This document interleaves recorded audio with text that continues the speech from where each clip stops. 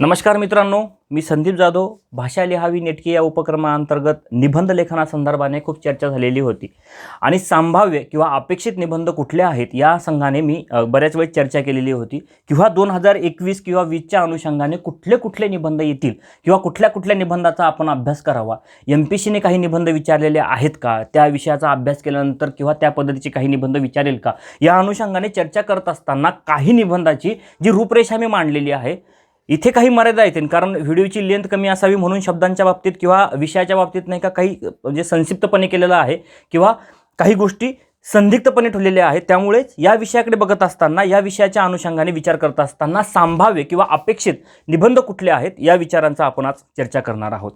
MPSCने भाषा या विषयाबद्दल 2 निबंध विचारलेले. एक आहे भाषेचे व्याकरण म्हणजेच भाषेचे चारित्र्य, हा 2015ला विचारलेला निबंध आहे. आणि डबल 18ला म्हणजे अजून 3 वर्षानंतर त्यांनी विचारलं मराठी भाषेची कथा आणि व्यथा. 2 निबंध विचारल्यानंतर आता म्हणजे 21ला किंवा 22ला किंवा 20ला कुठले निबंध विचारतील किंवा त्या अनुषंगाने जर चर्चा करायची झाली तर भाषा या शास्त्राचा अभ्यास करताना किंवा भाषा याबद्दल बोलत असताना कुठले निबंध विचारले जातील तर त्याचे काही नावं दिलेले आहेत. ते असे आहेत: भाषा आणि समाज आहे, भाषा आणि चिंतन आहे, भाषा आणि भूगोल आहे, भाषा आणि संस्कृती आहे. मराठी भाषेची एक MPSCचा एक पॅटर्न आहे. मी सैनिक बोलतो, मी शेतकरी बोलतो, मी महाराष्ट्र बोलतो, तसाच मी मराठी भाषा बोलते असं एक स्वरूप देऊन आपल्याला निबंध लिहिता येतील. मराठी भाषेच्या भगिनी किंवा बोलीभाषेचे वैभव किंवा मराठी भाषेच्या प्रादेशिक बोली असा एक निबंधाचे स्वरूप देता येतील. शैक्षणिक धोरण बदलत असताना किंवा शैक्षणिक ढाचा बदलत असताना शिक्षणाच्या संदर्भानं आज योगायोगानं 3 जानेवारी आहे, सावित्रीबाई फुले यांचा जन्मदिवस आहे. त्या अनुषंगाने चर्चा करत असताना शिक्षणाचे परनेते आपण त्यांच्याकडे बघत असतो किंवा स्त्री शिक्षणाकरता जी काही भूमिका फुले दाम्पत्यांनी घेतलेली आहे त्या अनुषंगाने आजचं जे शैक्षणिक जे जीवन आहे किंवा शिक्षणाच्या बाबतीतली जी प्रगती आहे, राज्यातली असेल, देशातली असेल किंवा आता इतर ठिकाणची असेल, ती या कुटुंबाच्या प्रेरणेने किंवा यांच्याच खूप मोठ्या सामर्थ्याने किंवा उभा राहून ती तयारी केलेली आहे ती.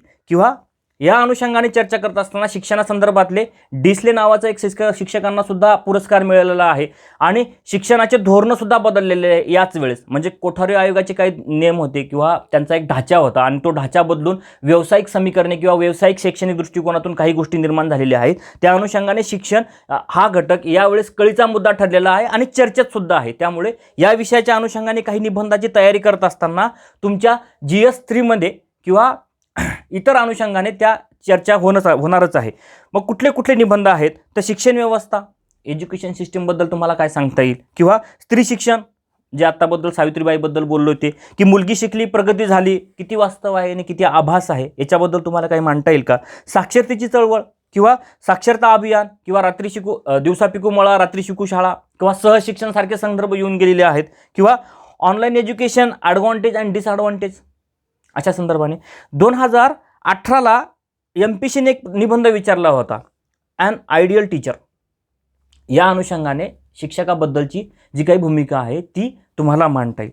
सामाजिक या अनुषंगाने काही विचार करत असताना हुंडा याबद्दल आतापर्यंत MPSCने ना इंग्रजीमध्ये विचारला ना मराठीमध्ये विचारला.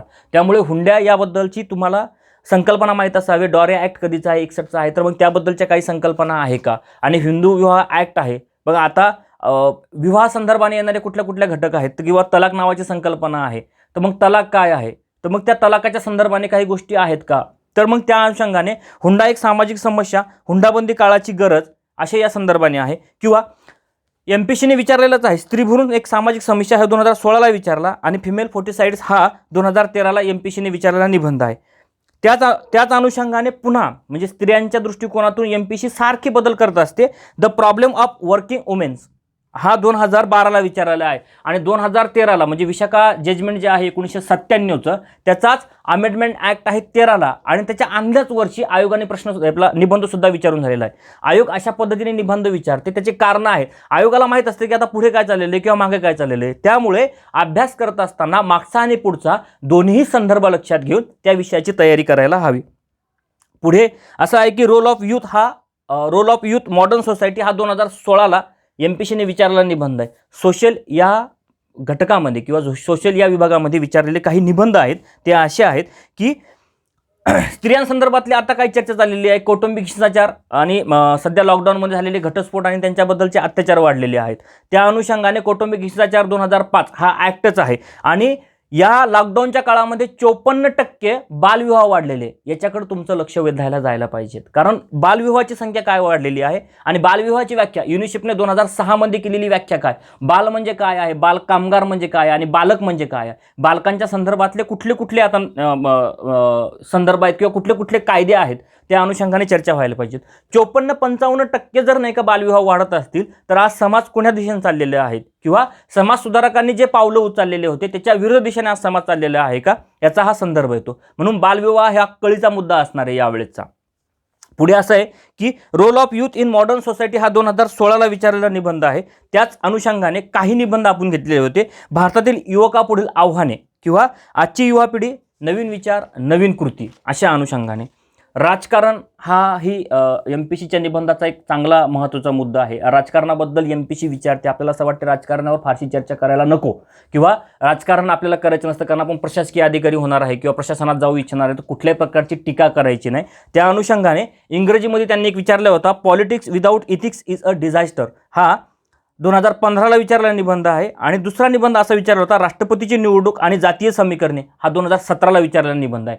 याच अनुषंगाने विचार करत असताना भारतीय राजकारण आणि जातीय समीकरणे आणि आरक्षण आणि जातीय समीकरणे, जातीय समीकरणासंदर्भातला भाजपाचा किंवा इथल्या व्यवस्थेचा किंवा इथून समाजामधला काही व्यवस्थेतले काही संदर्भ लागतायत का. माधव एक संकल्पना आहे भाजपाने मांडलेली होती जी महाराष्ट्राच्या अनुषंगाने होते. माधव म्हणजे काय आहे तर माळी, धनगर आणि वंजारी असा ह्या 3 समूहाचा गट एकत्र करून महाराष्ट्रात सत्ता स्थापन करणे हा भाजपचं उद्दिष्ट होतं.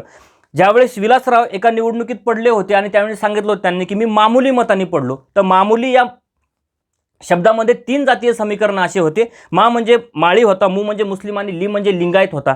या 3 जातीय समीकरणानेच विलासराव पडले असे त्यांनी त्यावेळी सांगितलं होतं. जाधव एक असा एक संदर्भ येतो, म्हणजे माझं आडनाव जाधव आहे तर जात, धर्म आणि वर्ग अशा समाजाला विभागणी करून एक सत्ता प्रस्थापित करणे इथल्या राजकीय व्यवस्थेचं आता धोरण झालेलं आहे का.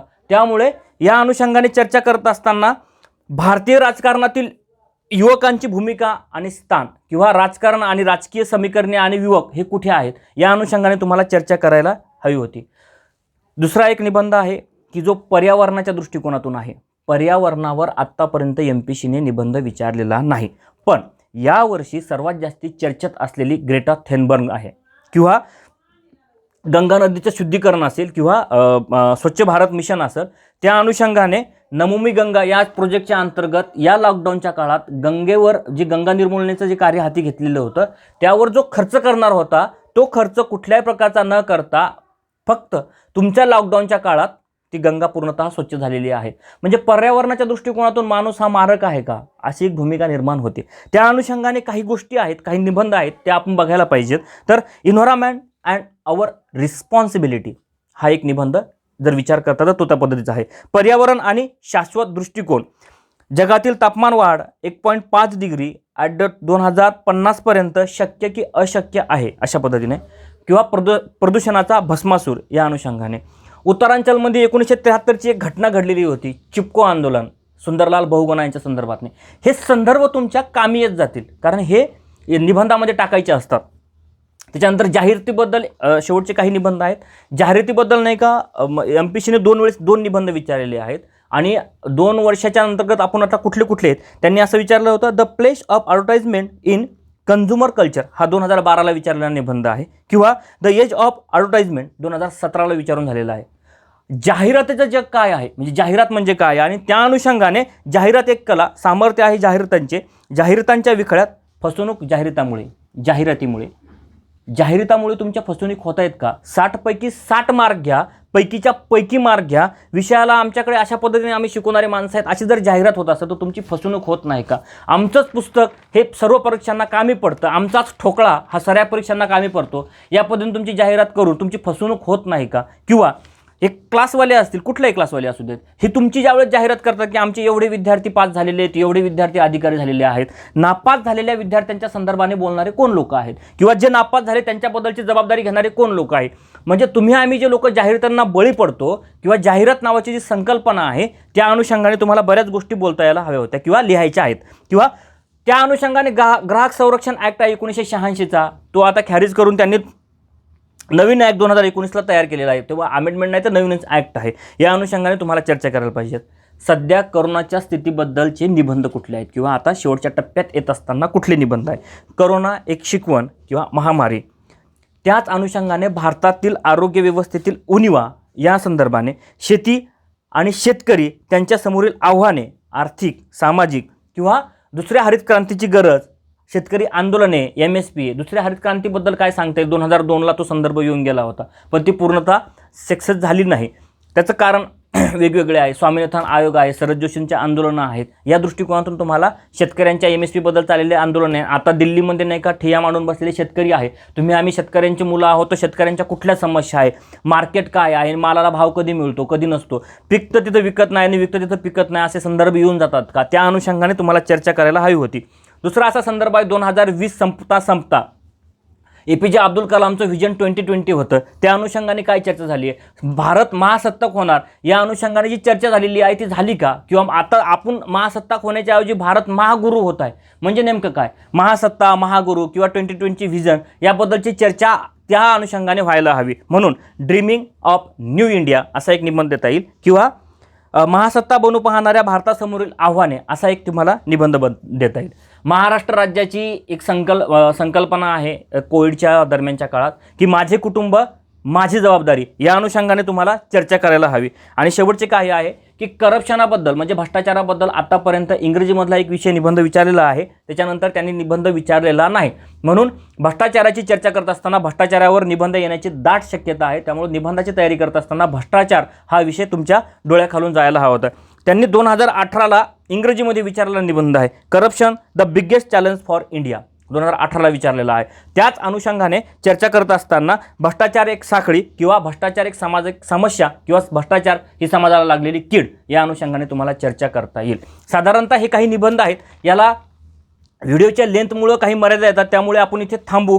बऱ्याच वेळेस पुढच्या काळात जेव्हा निबंधाची सुरुवात होईल किंवा निबंध लिहायला दिले जातील त्यावेळेस विविध संदर्भ देऊन इथल्या मर्यादांचं लक्षात घेऊन किंवा इथल्या काही मर्यादा लक्षात घेऊन इथे काही निबंधाची चर्चा करता आली नाही. जसे कुठले आहे तर आतंकवादी आहे, दहशतवादी आहे, इतर काही संदर्भ आहेत किंवा इतर जनजाती संदर्भातले आहे. ह्या संदर्भाने चर्चा करत असताना काही मर्यादा येतील पण तेच निबंध आपण पुढच्या काळात देऊ. आज आपण इथे थांबू. निबंधासंदर्भातली चर्चा ही या अनुषंगाने झाली तर हे तुम्हाला त्या पद्धतीने लिहायचे आणि पुन्हा पाठवायचे पण आहेत. धन्यवाद.